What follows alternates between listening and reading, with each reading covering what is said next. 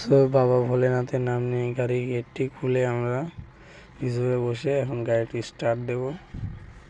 Start দিয়ে বের হবো, বের করে গাড়িটি ওয়াশ করব।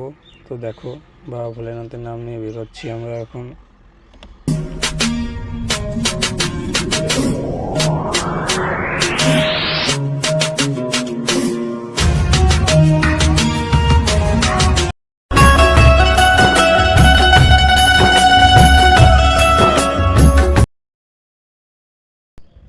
জানি না আজকে আমাদের লোড কোথায় আছে, আগে গাড়িটিকে ওয়াশ করে নিই।